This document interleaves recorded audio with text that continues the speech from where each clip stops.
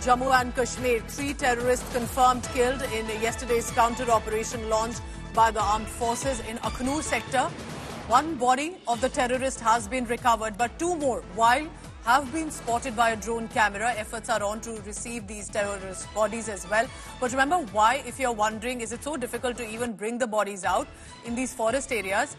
And as the experience of anyone who's either reported or knows about the situation will tell you that there could be explosive traps, booby traps on the bodies. So if the cops or those from the forces, from the army, try to go even retrieve the bodies, that can blow up and cause casualties. And thankfully for the Akhnoor sector, we have not had casualties on our side, despite look at the attack that the army vehicle and army ambulance faced. It was literally by a margin that these Faujis have dodged these bullets yesterday when it happened early morning at 7 a.m.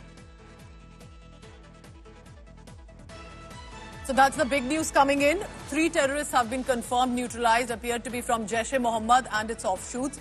But it's a reminder of what our soldiers and civilians on the border are dealing with right now. Mir Farid joining me for the latest on this from Srinagar.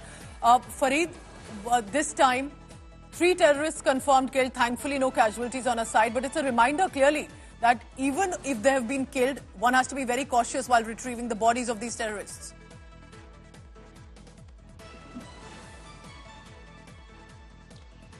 Yes, Pooja, as we have been saying that these are very tricky, complicated operations because you have a different dimension of anti-terror operations as far as Jammu area is concerned.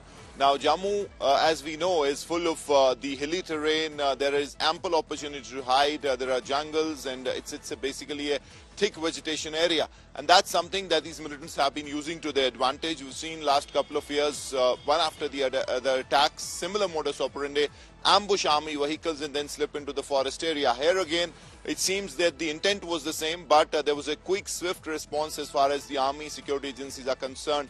They were cornered, but it was an intense exchange of fire that continued through the day yesterday. The resistance in many ways was ended yesterday evening as well. One body was retrieved, but there were 2 others that were spotted by the drone camera. But there was no confirmation whether they are killed, they are lying low. But this morning, as the army started this operation against First Light, the final touches to this operations were given. There was firing, and now we are also playing out an image of, let's not forget, the soldier not in uniform, not in a human form, but a soldier nevertheless. The image on your screen of the animal soldier, the Indian Army dog Phantom. He sacrificed his life in the line of duty, took enemy fire, and that's a tribute and ode that the Indian Armed Forces have also given to Phantom to remember that it's been a team effort after all when it comes to specific this operation in